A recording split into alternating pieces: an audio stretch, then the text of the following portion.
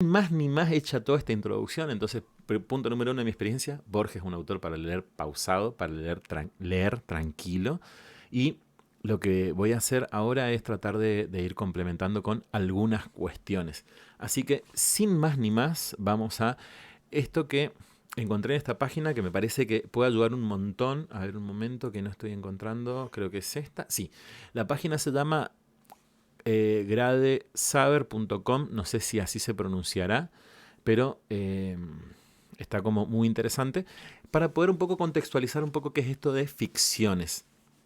Dice el texto: Ficciones es reconocido como el libro de cuentos más famoso escrito por Jorge Luis Borges. Publicado en 1944, está compuesto de dos partes: El jardín de senderos que se bifurcan, que uno de sus cuentos se llama así, que es el que vamos a estar leyendo, y Artificios. Cada una de ellas posee un prólogo en el que el autor da algunas orientaciones sobre sus cuentos. Hay un consenso general entre la crítica especializada que aclama Ficciones como uno de los libros que ayudan a definir el rumbo de la literatura del siglo XX. Es decir, estamos leyendo un gran libro. A su vez, su publicación en 1944 coloca a Borges en forma definitiva en un primer plano de la literatura universal. Muchos medios de comunicación han colocado a Ficciones entre los 100 libros que es necesario leer. ¡Wow! A pesar de la división, el Jardín de los senderos que se bifurcan y Artificios no difieren en el estilo.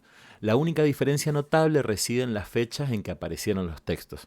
Esta división se debe a que la primera parte es publicada originalmente 3 años antes, en 1941, como un libro individual. Luego luego a la serie de cuentos que constituyen El jardín de los senderos que se bifurcan, Borges agregaría 6 más agrupados bajo el título general de Artificios para diferenciarlos de algún modo de los cuentos de aquel, ¿sí? De la parte original que sería el de los jardines. El jardín, perdón. Las dos partes entonces toman el nombre de Ficciones. Los últimos 3 cuentos agregados son El fin, La sexta del Fénix y El sur. Cuento que súper mega archi requete contra recomiendo, que lo voy a leer. Ya lo leí alguna vez en Twitch, pero la idea es como hacer una lectura un poco más sistemática. Y que se suman al libro en la edición final de 1956. Y dice esto respecto al prólogo de Artificios. Dice Borges, ¿no? En el prólogo: aunque de ejecución menos torpe, las piezas de este libro no difieren de las que forman el anterior. Dos acaso permiten una mención detenida: La muerte y la brújula, Funes el memorioso, gran cuento. La segunda es una larga metáfora del insomnio. La primera, pese a los nombres alemanes o escandinavos, ocurre en Buenos Aires de sueño, en un Buenos Aires de sueños. La torcida Rue de Toulon es el Paseo de Julio. Triste Leroy, el hotel donde Herbert Ashe recibió y tal vez no leyó el tomo 11 de una enciclopedia ilusoria. Así que, sin más ni más, vamos a la lectura de este texto, de este cuento, de El jardín de los senderos que se bifurcan. Momento, que sería... Ahí no... Ahí está. Entonces, ¿cuál es la idea? La idea es ir haciendo una lectura que permita como un poco hacer un estudio, si se quiere, de esto. Entonces, tal vez voy a ir señalando unas cuestiones. Y descubrí también esto, que ayuda mucho y es bastante interesante en la lectura de Borges, ir googleando.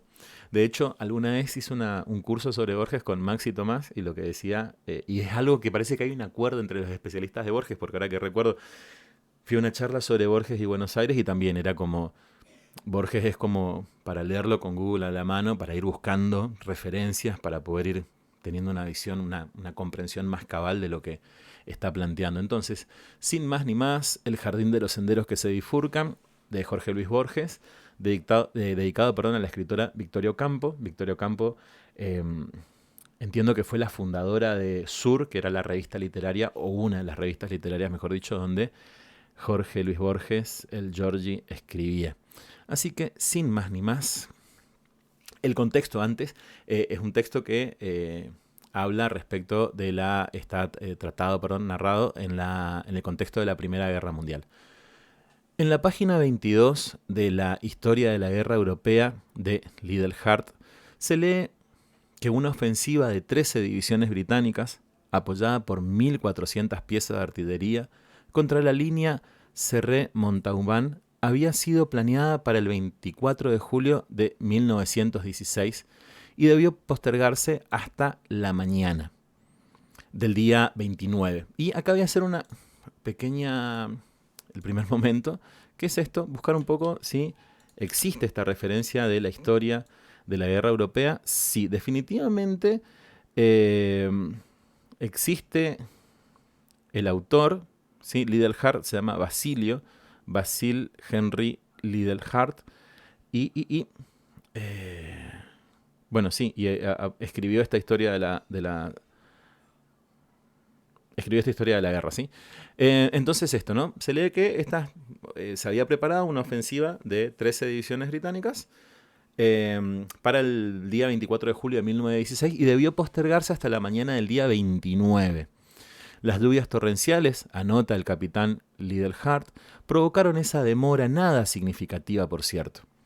La siguiente declaración, dictada, releída y firmada por el doctor Yu Sun, esto lo vamos a resaltar, antiguo catedrático inglés en la Hochschule de Tsingtao, arroja una insospechada luz sobre el caso. Y, momento, voy a hacer una pequeña búsqueda. ¿Qué es este lugar? Seguramente existirá, ¿no? Porque... bueno, acá evidentemente ocurrió una batalla y también hay una cerveza que se llama así. Paso la data por si alguien quiere alguna vez consumir esa cerveza. De hecho, si uno busca en Google, las referencias que aparecen son de más de la cerveza y nombra solamente una batalla, la batalla de Tsingtao. No sé. Arroja una insospechada luz sobre el caso. Faltan las 2 páginas iniciales.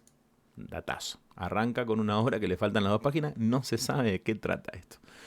Dice, y colgué el tubo. Inmediatamente después reconocí la voz que había contestado en alemán. Era la del capitán Richard Madden. Madden, en el departamento de Victor Runenberg, quería decir el fin de nuestros afanes. Pero eso parecía muy secundario, o debía parecérmelo, también de nuestras vidas. Quería decir que Runenberg había sido arrestado o asesinado. Antes que declinara el sol de ese día, yo correría la misma suerte. Puf, este señor va a morir. Madden era implacable. Mejor dicho, estaba obligado a ser implacable. Irlandés, a las órdenes de Inglaterra, hombre acusado de tibieza y tal vez de traición. ¿Cómo no iba a abrazar y agradecer este milagroso favor? El descubrimiento, la captura, quizá la muerte de 2 agentes del Imperio Alemán. Subí a mi cuarto. Absurdamente cerré la puerta con llave y me tiré de espaldas en la estrecha cama de hierro. En la ventana estaban los tejados de siempre y el sol nublado de las 6. Me pareció increíble que ese día, sin premoniciones ni símbolos, fuera el de mi muerte. Morir un día cualquiera. Perdón, el día de mi muerte implacable, ¿no? El comentario, se iba a morir un día cualquiera, donde no iba a pasar gran cosa aparentemente. A pesar de mi padre muerto, a pesar de haber sido un niño en un simétrico jardín de Hafen, ¿yo ahora iba a morir? Después reflexioné que todas las cosas le suceden a uno precisamente. ¿Por qué todo me pasa a mí? Precisamente ahora. Siglos de siglos y solo en el presente ocurren los hechos. Innumerables hombres en el aire, en la tierra y el mar, y todo lo que realmente pasa, me pasa a mí. Voy a hacer solamente un breve comentario, que es un poco esto, ¿no? Cuando a uno le aquejan los males, no importa más nada. La gatita de nuevo sobre la mesa. Gatita, me está quejando el mal que subes a la mesa. El casi intolerable recuerdo del rostro acaballado de Madden abolió esas divagaciones. En mitad de mi odio y mi temor, ahora no me importa hablar de terror, ahora que he burlado a Richard Madden, ahora que mi garganta anhela la cuerda, Pensé que ese argumento tumultuoso y sin duda feliz no sospechaba que yo poseía el secreto, el nombre del preciso lugar del nuevo parque de artillería británico sobre el Ancre. Capaz que no se pronuncia Ancre.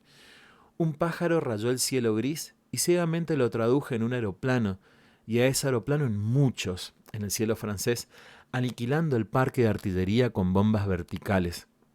Si mi boca, antes que la deshiciera un balazo, pudiera gritar ese nombre de modo que lo oyeran en Alemania.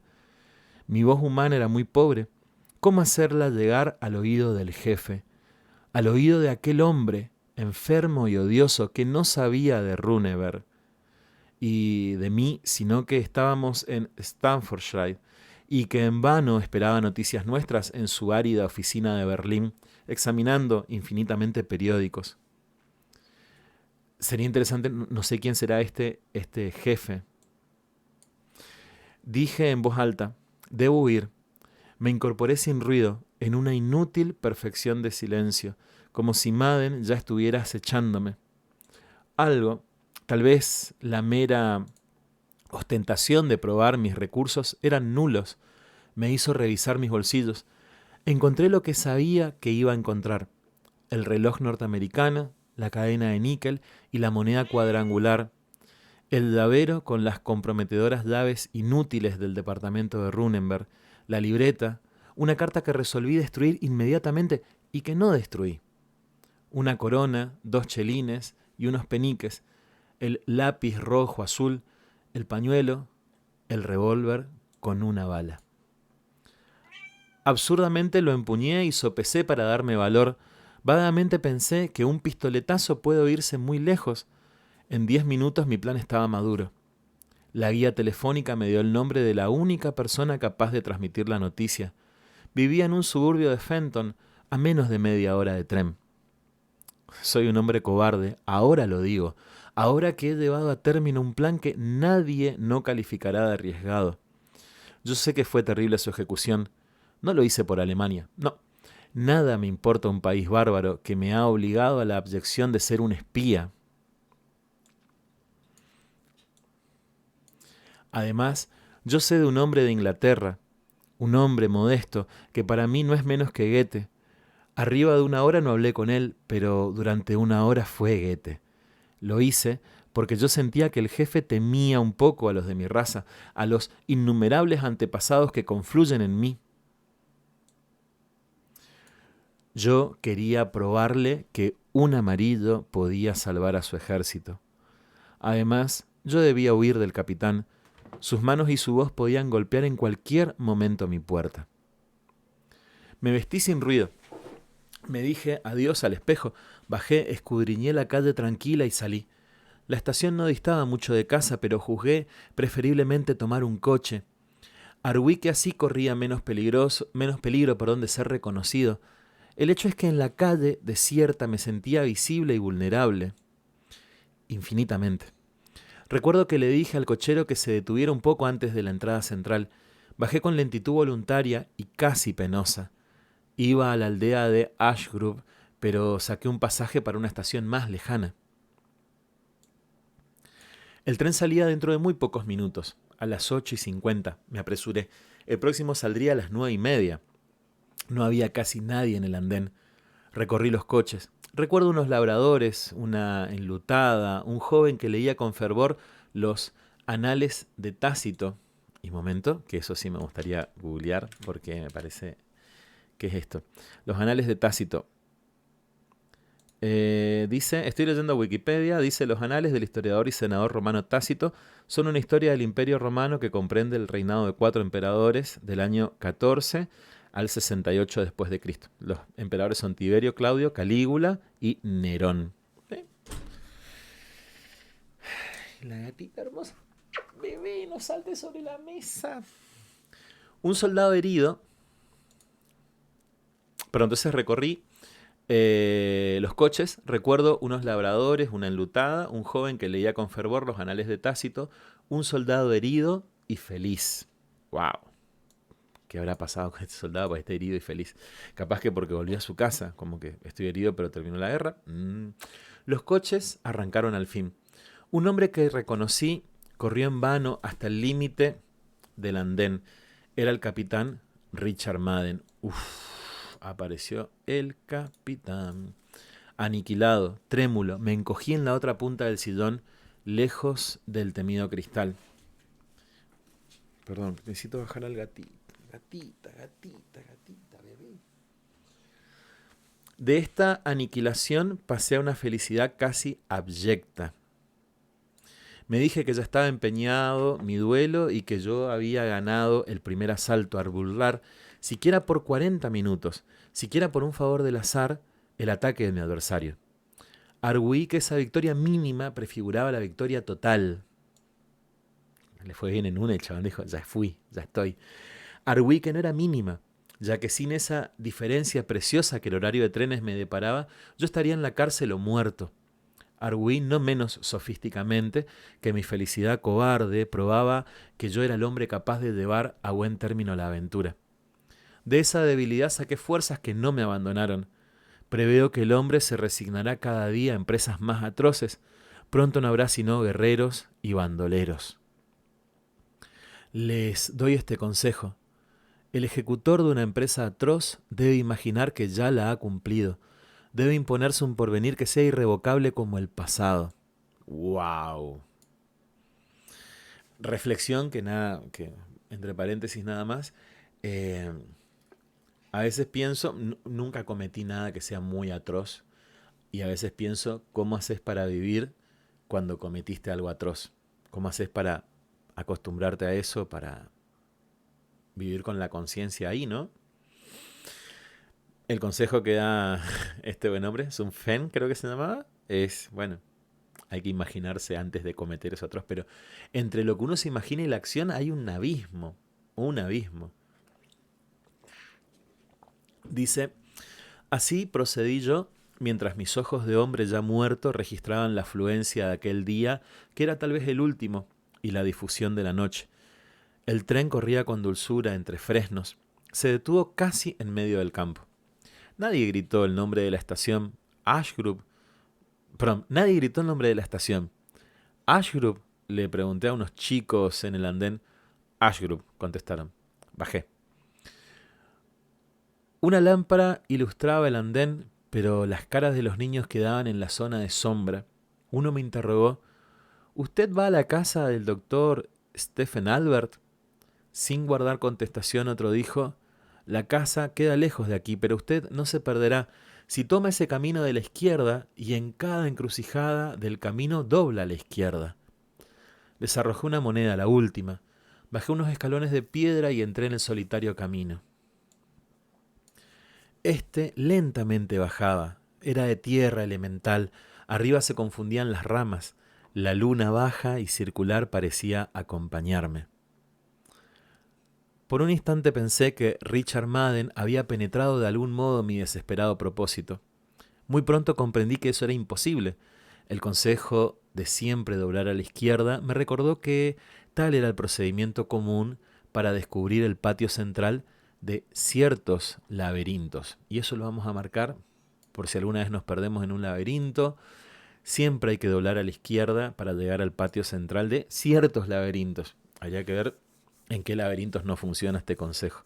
Pero acá hay un elemento como borgiano, ¿sí? Borges tiene 3 grandes temas que son por ahí los temas sobre los que él vuelve: laberinto, espejos, tigres. Laberinto, espejos, tigres. Y acá aparece por primera vez la palabra laberinto en este cuento. Algo entiendo de laberintos. No en vano soy bisnieto de aquel Sui Pen, que fue gobernador de Yunnan y que renunció al poder temporal para escribir una novela que fuera todavía más populosa que el Hung Le Men y para edificar un laberinto en el que se perdieran todos los hombres. Y acá vamos a tomarnos un momentito para ver 2 cosas primero. ¿Qué es esto del Hung Le Men? Dice lo siguiente. A ver. Ah, bien. Aunque acá figura en Wikipedia como Hong Lun Men, dice esto. No es Wikipedia, pero es una página. Dice la novela china que deslumbró a Borges. Y Jun Lemen pareciera ser que significa sueño en el pabellón rojo. Y es una obra de 1791 con un total de 120 capítulos. Bien, buena data. Entonces, obra que existe, obra que Borges leyó y parece que flipó en colores. ¿Y quién es este señor Sui Pen? La novena...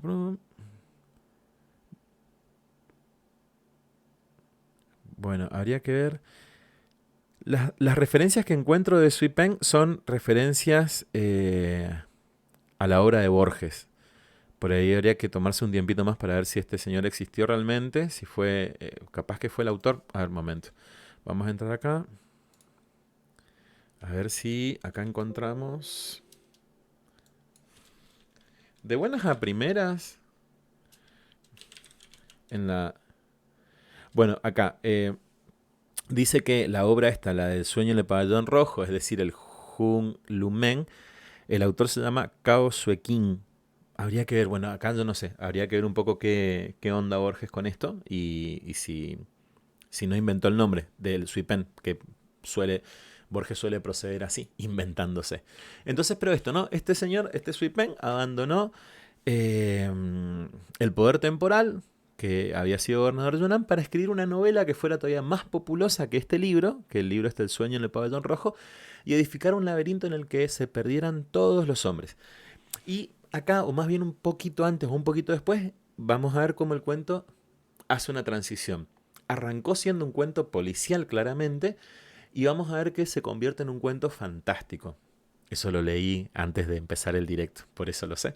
Pero esa transición se da. Y veamos. 13 años dedicó a esas heterogéneas fatigas, pero la mano de un forastero lo asesinó y su novela era insensata y nadie encontró el laberinto. Este Sui Pen lo hicieron ir y no terminó la novela y nadie encontró el laberinto. Bajo los árboles ingleses medité. Perdón, quería resaltar. Bajo los árboles ingleses medité en ese laberinto perdido. Lo imaginé inviolado y perfecto en la cumbre secreta de una montaña. Lo imaginé borrado por arrozales o debajo del agua. Lo imaginé infinito. No ya de kioscos ochavados y de sendas que vuelven, sino de ríos y provincias y reinos. Pensé en un laberinto de laberintos, en un sinuoso laberinto creciente que abarca el pasado y el porvenir. En un sinuoso laberinto creciente que abarca el pasado y el porvenir y que implicara de algún modo los astros. ¡Wow! Ser un laberinto realmente increíble que se puede, por lo que está diciendo acá, ¿no? Este laberinto que implica el pasado, el presente, el porvenir, que implica todo, que implica la montaña, que implica estar abajo del agua, que implica también los astros, me recordó mucho la lectura de El Aleph, que vamos a tratar de, la vamos a hacer en algún momento en este espacio de estudio autodidacta borgiano. Bueno, no tan autodidacta, estamos buscando información, no importa, avancemos. Absorto en esas ilusorias imágenes, olvidé mi destino de perseguido. Me sentí por un tiempo indeterminado, percibidor abstracto del mundo. Wow, tomó distancia entre su situación vital, que era una situación realmente terrible. Los podían colgar, lo iban a matar si lo atrapaban. Y el chabón se puso a pensar en esto, en lo que había hecho su abuelo, creo que era, su antepasado, no dice quién era, su antepasado. El vago y vivo campo, la luna, los restos de la tarde obraron en mí. Asimismo el declive que eliminaba cualquier posibilidad de cansancio. La tarde era íntima, infinita. El camino bajaba y se bifurcaba. Entre las ya confusas praderas, una música aguda y como silábica se aproximaba y se alejaba en el vaivén del viento, empañada de hojas y de distancia. Pensé que un hombre puede ser enemigo de otros hombres, de otros momentos de otros hombres, pero no de un país. No de luciérnagas, palabras, jardines, curso de agua, ponientes. ¡Qué idea hermosa! Llegué así a un alto portón herrumbrado. Entre las rejas descifré una alameda y una especie de pabellón. Comprendí de pronto dos cosas. La primera trivial. la segunda casi increíble. La música venía del pabellón, la música era china. Por eso yo la había aceptado con plenitud, sin prestarle atención. No recuerdo si había una campana o un timbre o si llamé golpeando las manos. El chiporroteo de la música prosiguió. Pero del fondo de la íntima casa un farol se acercaba, un farol que rayaban y a ratos anulaba los troncos, un farol de papel que tenía la forma de los tambores y el color de la luna. Lo traía un hombre alto, no vi su rostro, porque me cegaba la luz. Abrió el portón y dijo lentamente en mi idioma: veo al piadoso Xipen, veo que el piadoso Xipen se empeña en corregir mi soledad. ¿Usted sin duda querrá ver el jardín? Reconocí el nombre de uno de nuestros cónsules y repetí desconcertado: ¿el jardín? El jardín de senderos que se bifurcan, nombre del cuento. Algo se agitó en mi recuerdo y pronuncié con incomprensible seguridad: el jardín de mi antepasado Xipen. ¿Su antepasado? ¿Su ilustre antepasado? Adelante. El húmedo sendero zigzagueaba como los de mi infancia. Llegamos a una biblioteca de libros orientales y occidentales.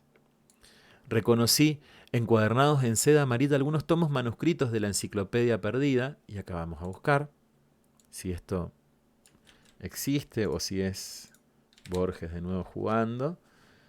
Enciclopedia Perdida. Puede ser que sea la Enciclopedia Zhongle, creo que se dice así. Es una enciclopedia Lieshu china, en gran parte perdida, encargada por el emperador Zhongle de la dinastía Ming en 1403. Capaz que puede ser eso. Es la única referencia que al menos rápidamente encuentro. Pero bueno, una enciclopedia muy, muy vieja de un emperador de la dinastía Ming, que es como, no sé, una dinastía de las más importantes probablemente de la dinastía de emperadores chinos. Entonces esto, ¿no? Manuscrito de la Enciclopedia Perdida que dirigió el tercer emperador de la dinastía luminosa y que no se dio nunca a la imprenta. El disco de gramófono giraba junto a un fénix de bronce. Recuerdo también un jarrón de la familia Rosa y otro anterior de muchos siglos, de ese color azul que nuestros artífices copiaron de los alfareros de Persia. Stephen Albert me observaba, sonriente. Era, ya lo dije, muy alto, de rasgos afilados, de ojos grises y barba gris. Algo de sacerdote había en él, también de marino. Después me refirió que había sido misionero en Tientsin antes de aspirar a sinólogo. Y momento que quiero buscar dos cositas. Primero, obviamente, vamos a buscar este lugar. Probablemente este lugar sí exista. También figura, se llama Tianjin. Transcripción antigua de Tientsin, que es el nombre este. Y quiero saber qué será un sinólogo. Un sinólogo es una persona que se dedica a la sinología, gracias. La sinología es el estudio del mundo chino y específicamente su idioma. Vamos a escribir esto. Entonces, dice esta genialidad que la sinología es el estudio del mundo chino, específicamente su idioma. Lo voy a escribir acá, porque después esto me queda como mi textito de estudio. Bueno, ahí lo dejamos. Seguimos. Entonces, bueno, este joven Stephen Albert, este señor grande ya, este viejo Stephen Albert, había sido sinólogo. Había estudiado la cultura china y el idioma chino. La gatita hermosa que sigue haciendo de las suyas. ¡Ay, gatita, bebé! Nos sentamos. Yo en un largo y bajo diván, él de espaldas a la ventana y de espaldas a la ventana y a un alto reloj circular. Computé que antes de una hora no llegaría mi perseguidor, Richard Madden. Mi determinación irrevocable podía esperar. Asombroso destino el de Xipen, dijo Stephen Albert, gobernador de su provincia natal, doctor en astronomía, en astrología y en la interpretación infatigable de los libros canónicos, ajedrecista, famoso poeta y calígrafo. Todo lo abandonó para componer un libro y un laberinto. Renunció a los placeres de la opresión, de la justicia, del numeroso lecho, de los banquetes y aún de la erudición, y se enclaustró durante 13 años en el pabellón de la límpida soledad. A su muerte, los herederos no encontraron sino manuscritos caóticos. La familia, como usted acaso no ignora, quiso adjudicarlos al fuego, pero su albacea, un monje taoísta o budista, insistió en la publicación. Voy a hacer una búsqueda muy rápida de la palabra albacea porque no tengo la precisión de qué es. Es una persona designada por un testador, persona que firma un testamento para el reparto de sus bienes post-mortem. Entonces esto, ¿no? El que estaba a cargo de indicar qué hacer con la herencia de este escritor, insistió en que publiquemos. Los de la sangre de Sui Pen, repliqué, seguimos execrando a ese monje. Esa publicación fue insensata. El libro es un acervo indeciso de borradores contradictorios. Lo he examinado alguna vez. En el 3er capítulo muere el héroe. En el 4 está vivo. Hermoso. En cuanto a la otra empresa de Sui Pen, su laberinto. Aquí está el laberinto, dijo indicándome un alto escritorio laqueado. ¿Un laberinto de marfil?, exclamé. Un laberinto mínimo. Momento, mi gatita está llorando y le voy a abrir la puerta. Gatita. Todo tuyo. Ah. Dale, Celsa.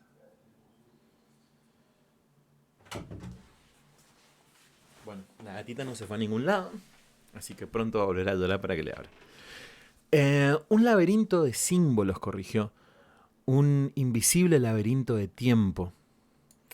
A mí, bárbaro inglés, me ha sido deparado revelar ese misterio diáfano. Al cabo de más de 100 años, los pormenores son irrecuperables, pero no es difícil conjeturar lo que sucedió. Sui Pen diría una vez, me retiro a escribir un libro, y otra, me retiro a construir un laberinto. Todos imaginamos 2 obras. Nadie pensó que libro y laberinto eran un solo objeto. El pabellón de la límpida soledad se erguía en el centro de un jardín tal vez intrincado. El hecho puede haber sugerido a los hombres un laberinto físico. Sui Pen murió. Nadie en las dilatadas tierras que fueron suyas dio con el laberinto. La confusión de la novela me sugirió que ese era el laberinto. Claro, por eso en un capítulo se moría el personaje, en otro capítulo vivía, porque ahí está lo laberíntico, ¿no? 2 circunstancias me dieron la recta solución del problema. Una, la curiosa leyenda de que Sui Pen se había propuesto un laberinto que fuera estrictamente infinito. Otra, un fragmento de una carta que descubrí, donde Sui Pen dice, este libro es el laberinto. No creo. Albert se levantó, me dio por unos instantes la espalda, abrió un cajón del áureo y renegrido escritorio. Volvió con un papel antes carmesí, ahora rosado y tenue y cuadriculado. Era justo el renombre caligráfico de Sui Pen. Leí con incomprensión y fervor estas palabras que con minucioso pincel redactó un hombre de mi sangre. Dejo los varios porvenires, no a todos, mi jardín de senderos que se bifurcan. Devolví en silencio la hoja. Albert prosiguió. Antes de exhumar esta carta, yo me había preguntado de qué manera un libro puede ser infinito. No conjeturé otro procedimiento que el de un volumen cíclico, circular. Y acá hay una idea que forma parte también de uno de los temas, ¿no? Creo que ha de ser probablemente uno de los grandes tópicos de Borges, que es el tiempo. A Borges le parecía como muy interesante la idea del tiempo circular de los griegos, la idea del eterno retorno nietzscheano también, y también esta idea de el tiempo no entendido como algo lineal que tiene la cultura oriental, ¿sí? Eso flipaba y en este cuento está como escrito. Un volumen cuya última página fuera idéntica a la primera, con la posibilidad de continuar indefinidamente. Y me recuerda rápidamente esto a los videos esos de TikTok, perdón la referencia a Borges, a los videos de TikTok que dice cómo hacer no sé qué cosa y que explica todo y dice, entonces en este video has aprendido, y arranca de nuevo, cómo hacer no sé qué, has aprendido a cómo hacer tal cosa. un video que empieza y termina y vuelve a empezar con la misma, es como en loop.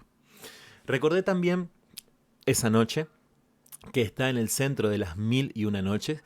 Dato, Borges en una novela que leí que se llama Borges y yo, de Jay Parini, le dice a Jay Parini en un momento que no se puede pasar por la vida o que en esta vida hay que leer las 1001 noches. Parece que es una obra increíble, según Borges, hay que leerla.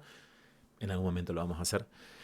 Entonces recordé también esa noche que está en el centro de las 1001 noches, cuando la reina Sherazade, por una mágica distracción del copista, se pone a referir textualmente la historia de las 1001 noches, con riesgo de llegar otra vez a la noche en la que refiere, y así hasta lo infinito.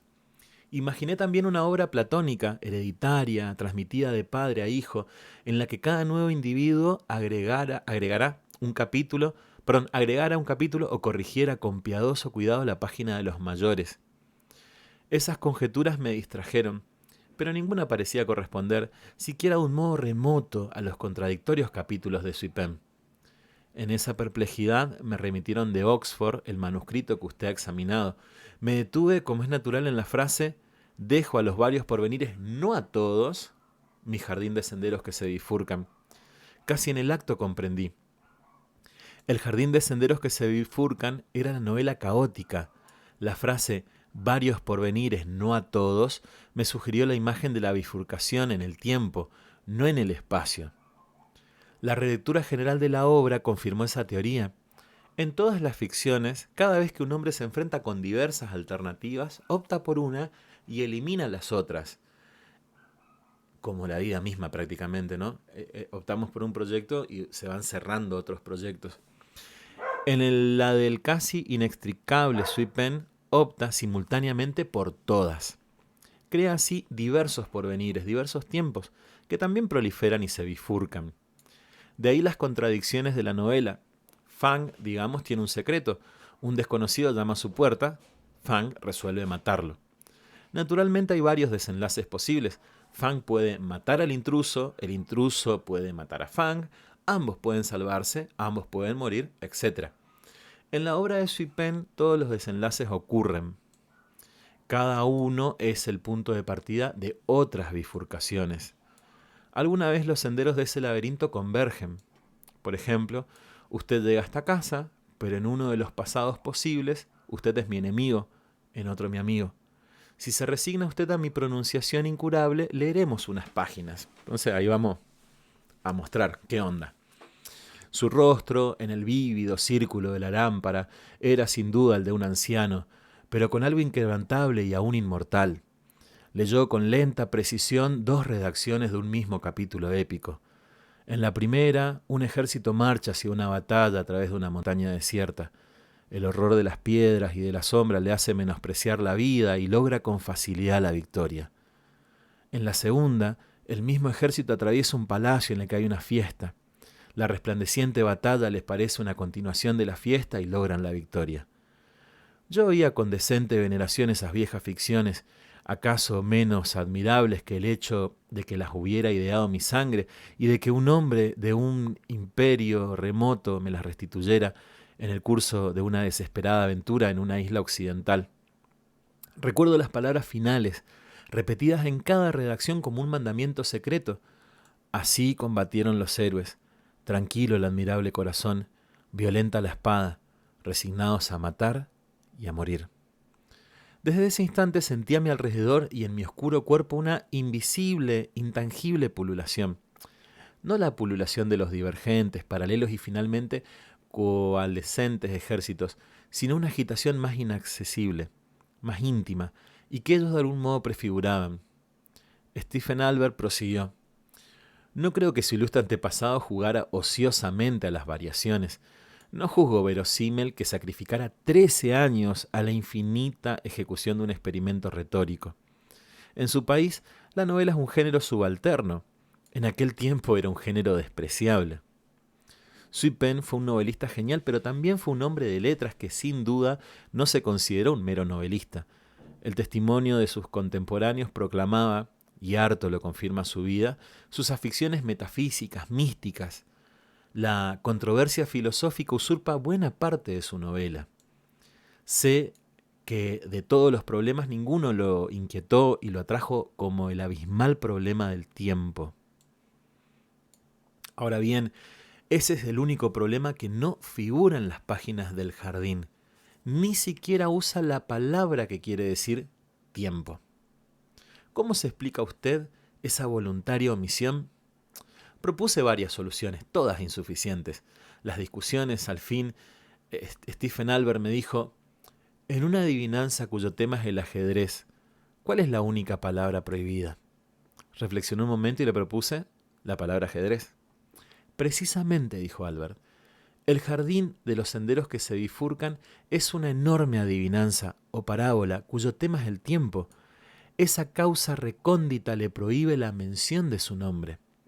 Omitir siempre una palabra, recurrir a metáforas ineptas y a perífrasis evidentes. Momento, necesito buscar qué significa perífrasis, si es que existe, tiene que existir claramente. La perífrasis es la expresión de más de una palabra que a menudo puede ser expresada con una sola, especialmente la de ciertas formas verbales. Y a ver, veamos un ejemplo de perífrasis. Acá tenemos 50 ejemplos de perífrasis. Dice, en gramática la perífrasis hace referencia a frases verbales. Estas están compuestas por un verbo auxiliar que generalmente está conjugado en concordancia con el sujeto y un verboide, etc. Por ejemplo, tengo que salir. Bueno, etc. Que estas cosas, si alguien sabe, dejen en el comentario la explicación de qué es esto. Bien, seguimos.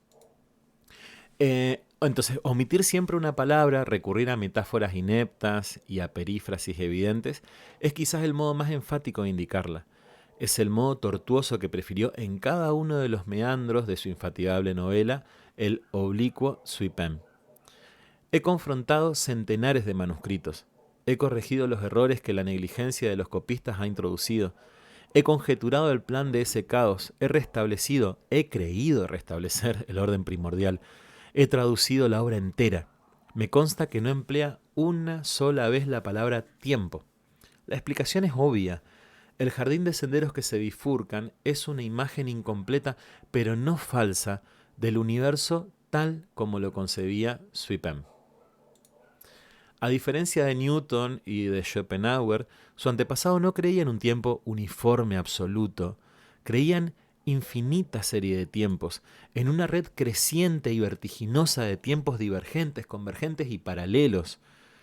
Esa trama de tiempos que se aproximan, se bifurcan, se cortan o que secularmente se ignoran, abarca todas las posibilidades. No existimos en la mayoría de esos tiempos. En alguno existe usted y no yo, en otros yo, no usted, en otros los dos. En este, que un favorable azar me depara, usted ha llegado a mi casa. En otros, usted, al atravesar el jardín, me ha encontrado muerto. En otro, yo digo estas mismas palabras, pero soy un error, un fantasma. En todos, articulé no sin un temblor, yo agradezco y venero su recreación del jardín de Suipem. Hermoso. No en todos, murmuró con una sonrisa. El tiempo se bifurca perpetuamente hacia innumerables futuros. En uno de ellos yo soy su enemigo. Volví a sentir esa pululación de que hablé. Me pareció que el húmedo jardín que rodeaba la casa estaba saturado hasta lo infinito de invisibles personas. Esas personas eran Albert y yo, secretos, atareados y multiformes en otras dimensiones del tiempo. Alcé los ojos y la tenue pesadilla se disipó. En el amarillo y negro jardín había un solo hombre, pero ese hombre era fuerte como una estatua. Pero ese hombre avanzaba por el sendero y era el capitán Richard Madden, el que lo venía a matar. El porvenir ya existe, respondí, pero yo soy su amigo. ¿Puedo examinar de nuevo la carta? Albert se levantó. Alto, abrió el cajón del alto escritorio, me dio por un momento la espalda. Yo había preparado el revólver. Disparé con sumo cuidado. Albert se desplomó sin una queja, inmediatamente. Yo juro que su muerte fue instantánea, una fulminación. Lo demás es irreal, insignificante. Madden irrumpió, me arrestó. He sido condenado a la horca. Abominablemente he vencido. He comunicado a Berlín el secreto nombre de la ciudad que deben atacar. Ayer la bombardearon. Lo leí en los mismos periódicos que propusieron a Inglaterra el enigma de que el sabio sinólogo Stephen Albert muriera asesinado por un desconocido. Yatsum. El jefe ha descifrado ese enigma. Sabe que mi problema era indicar, a través del estrépito de la guerra, la ciudad que se llama Albert, y que yo no hallé otro medio que matar a una persona de ese nombre. ¡Wow! No sabe, nadie puede saber, mi innumerable contrición y cansancio. Y con eso termina. Épico. Épico cómo se termina resolviendo, volviendo de nuevo al género, entiendo, cuento policial, para rematar, bueno, por qué termina matándolo a Albert y que ese era el código secreto de... Bueno, el código secreto de qué ciudad había que bombardear. La verdad es que me parece increíble. Y voy a ver, que me había perdido. Acá, esto. Quiero leer un brevísimo el fragmento, pero vamos a ver si lo puedo pasar acá. Así también. A ver. Creo que hay que pasarlo acá, así. Ahí está. Entonces lo que quería compartir es este momento. A ver, momento. Que ustedes ya lo están viendo, pero yo no lo estoy encontrando. Acá. Esto también es de la página de gradesaber.com, que vamos a hablar, recomiendo mucho que la sigan, lo voy a dejar solamente en los comentarios.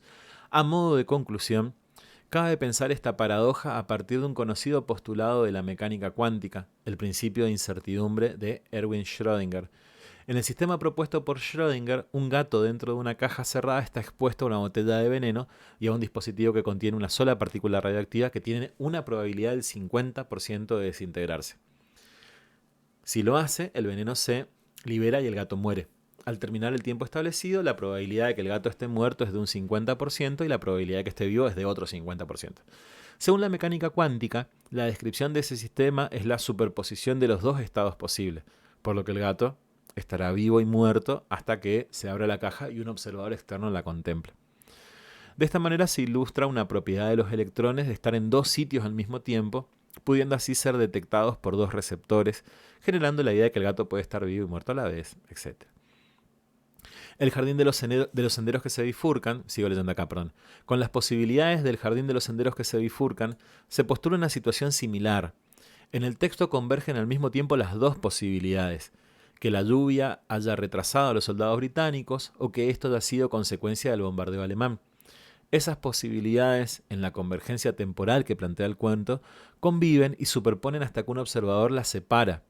Liderhart por un lado, Johnson por el otro, y el lector finalmente aportando su propia perspectiva. Por este tipo de juegos metafísicos, Borges ha ganado fama mundial, no solo en el ambiente literario, sino también en el científico, y ha inspirado a intelectuales de las disciplinas más diversas. Por esta razón, El jardín de los senderos que se bifurcan es considerado uno de sus cuentos fundamentales y un hito en la historia del siglo XX que abre paso a la posmodernidad. Dicho esto, un placer enorme haber compartido esta lectura. Esta vez la lectura fue como más pausada, tratando de buscar un poco más de info, que es lo que voy a tratar de hacer en las próximas lecturas. Gracias por acompañarme a este momento de lectura y de estudio de mi forma de estudiar a Borges y poder ir conociendo un poco más lo que hay detrás de este gran escritor argentino del siglo XX, que lo estamos compartiendo en el canal. Si te gustó, puedes suscribirte, puedes dejar un comentario y nos vemos en el próximo video. Adiós.